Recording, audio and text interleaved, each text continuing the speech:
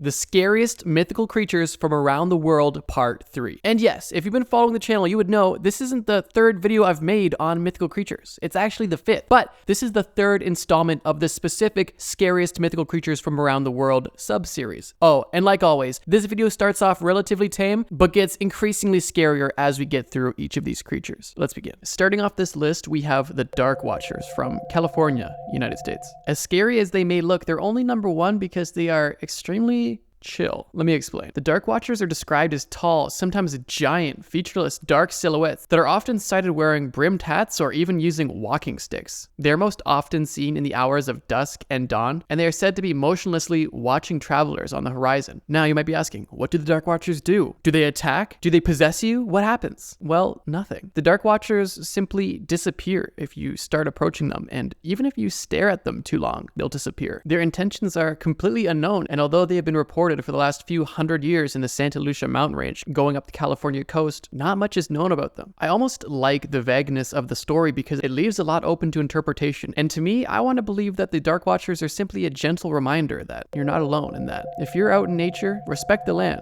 and pay attention. But who knows, maybe they're the soul of a lost hiker who is just really shy and wants somebody to hike with, but they're a little awkward. Who knows? What do you guys think? I think the origin of the Dark Watchers is actually interesting, but to me the scariest part about them is just their appearance and the fact that they're only ever really seen in the corner of your eye, and once you really try to get a good look at them, they disappear. Next up, we have a very well-known Greek mythological creature type known as the Gorgons, or more specifically, Medusa. Most people know Medusa as the woman with venomous snakes for hair and eyes that can turn a grown man to stone, but one thing I think a lot of people overlook is the fact that Medusa has two sisters who are both equally or even more powerful than Medusa herself. Her sisters' names being Stheno and Euryale, and all three of these sisters belong to the same race of monsters, known as the Gorgons. All Gorgons share very similar traits to Medusa, those being snakes for hair and looks that could kill. Roman depictions of the Gorgon also represent them as beautiful women, which combines the temptation to look at them with the fear of not wanting to look at them at all, for the fear of your life. Now, without getting too deep into Greek mythology, as that's almost an entirely separate video, let's focus on why I believe Medusa to be a pretty scary creature. For starters, she's a woman, so that is alone terrifying, but most importantly, the fact that she can kill you so easily and almost accidentally if you make a mistake, which is doing something that everyone does, which is looking people in the eye. Hundreds and thousands of warriors tried killing Medusa to get her head as a trophy, and almost every single one of them failed until Perseus came around, but let's ignore that. Medusa and Gorgons in general are truly nothing to mess with. So with that being said, if she's so deadly and so terrifying, why is she only the second entry on the list? Well, for me, the simple reason is she kept to herself, and for the most part, if you were not trying to intentionally kill her, there is no way you would run into Medusa. So for me, she's pretty easily avoidable, and that makes it a lot less scary. She's not something that's gonna come and get you. Also, another reason that pertains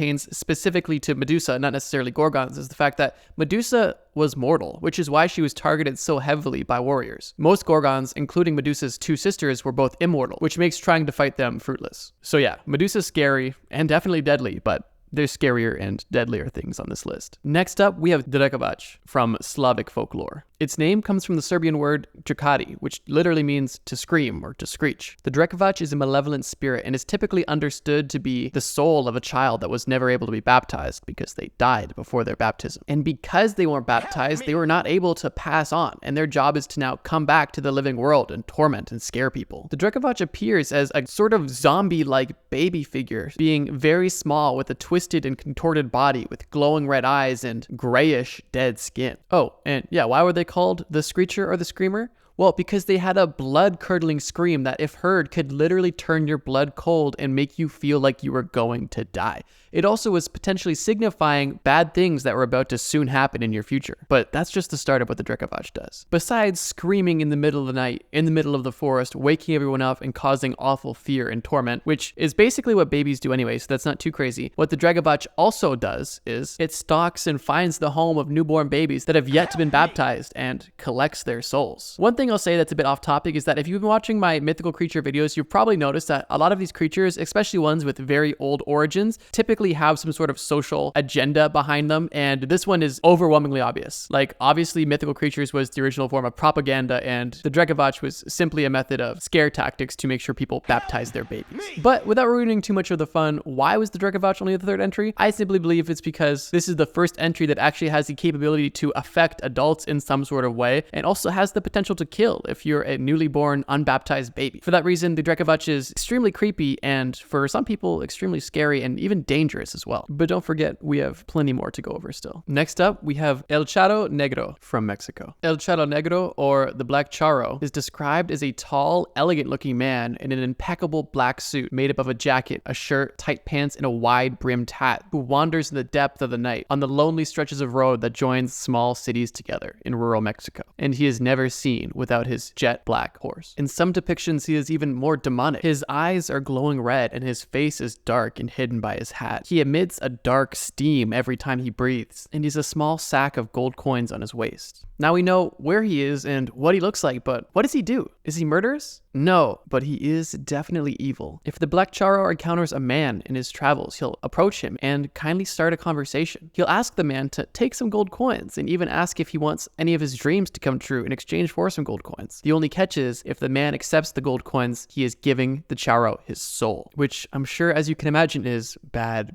news. Now, if the Black Charro encounters a woman, the encounter is much different. He will kindly approach her as he did the man, but his focus is not on exchanging coins. His goal is to convince her to run away with him and start a new life. If she accepts and agrees and gets on the horse with him, she is bound to the horse and is unable to leave, and that woman is never seen again. I think one of the scariest parts about this creature is the fact that he is in an area where people are likely down in their luck and looking for an opportunity, whether that be the opportunity to start a new life or even just the opportunity to have a few gold coins. In either instance, making a deal with him is like making a deal with the devil, and unfortunately leaves you worse off than you were. Most of the creatures I cover in these videos are very outwardly scary, and it's obvious that they are meant to do no good, but this creature is different. He's charming and seductive and offers you an opportunity, man or woman, and if you don't know what kind of deal you're making, it's already too late, and for that reason, he's terrifying. Next up, we have Vrykolakas from ancient Greece. In ancient Greece, they believed to be a plane of existence between life and death, simply known as undead, and that is where these creatures reside. The Vrykolakas is traditionally believed to be a person that lived a very sacrilegious life and in their afterlife became a Vrykolakas. The Vrykolakas is described as a thin, pale creature that resembles its former human form with notable signs of death and decay. Some Bulgarian stories even describe the creature being somewhat werewolf-like. One of the most notable features about these creatures is their razor-sharp teeth and their hunger for human flesh and blood. And if you've already caught on, you would probably notice that this creature very closely resembles the vampire and essentially is the ancient Greek version of the vampire, and is even cited to be an inspiration of the vampire, at least as far as mythology goes. Like the vampire, the Vrykolakas has many supernatural powers, such as hypnotic eyes, super strength, and consuming life essence increases its powers tenfold. The Vrykolakas can even shapeshift into a bat or a wolf, and even a different person, which it uses to trick people and lure them into dangerous places. I don't think much more detail is required to understand why this creature is so deadly and ultimately scary and why it's so high up on the list, but there's still a few more to go, so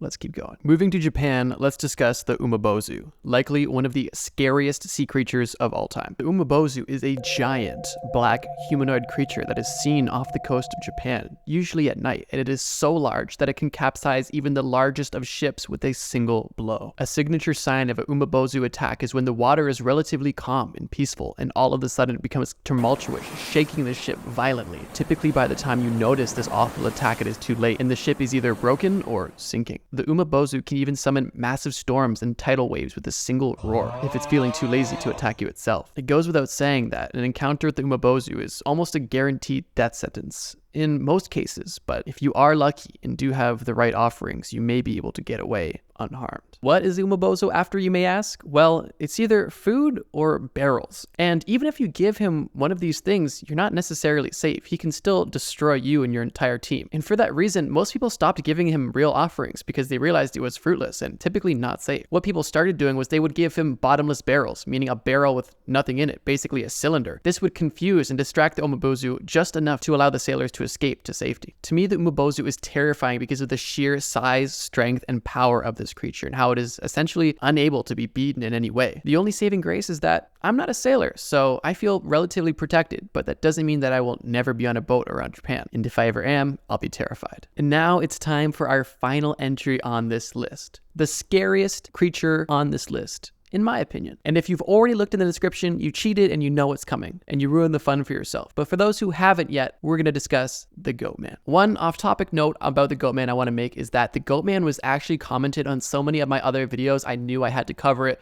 and that is a very common trend with these videos. A lot of these mythical creatures come from the comments. So if there's a mythical creature that you know about, or that you're just passionate about that I haven't covered yet, please comment it down below. I love researching and discovering new creatures, and I love sharing them with you guys, and I'm sure you guys love hearing about them. Okay, back to scary. The Goatman that I'll be discussing today is from Maryland, United States. There is another Goatman known for the Goatman's Bridge in Texas, but that's actually a different creature. But maybe they're related, who knows? Goatman is a mythical creature that is half man, half goat. And although his origins aren't fully known, the most popular origin story is that he was an agricultural scientist who was experimenting and researching goats when something awful happened. During one of his experiments, he was mutated into a human-goat hybrid and went insane and began attacking cars with an axe near the back roads of Maryland. The Goatman is said to this day still be stalking people in the forests of Maryland and killing and eating animals. His primary goal is to kill anyone who enters his woods and keeping the Maryland forests private for himself. The Goatman is said to specifically target teens, typically those driving near his forests. He likes to slash their tires with his axe, pull the teens out of the car, and drag them into the forest, or he'll eat them. The Goatman is said to have some pretty interesting powers or skills, such as enhanced strength with an axe, enhanced speed, dark magic, immortality, a feral mind, voice mimicry, and he's also said to be extremely stealthy and have an elusive nature. I don't know about you guys, but if I was a teenager just driving through the woods with my friends and I all of a sudden see a half man, half goat with an axe start attacking my car and dragging my friends out of the car one by one and mutilating their bodies, I'd be pretty terrified. I just thought this entry was kind of silly, so I thought I'd throw it in here, but it's definitely terrifying, and a lot of you guys commented it, so I knew I had to add it. Goatman is definitely something you don't want to mess with. But what do you guys think? What did you think of this list, and what creatures do you guys want to see next? I love making these mythical creature videos, and you guys obviously love watching them. So that's all for now, and until next time,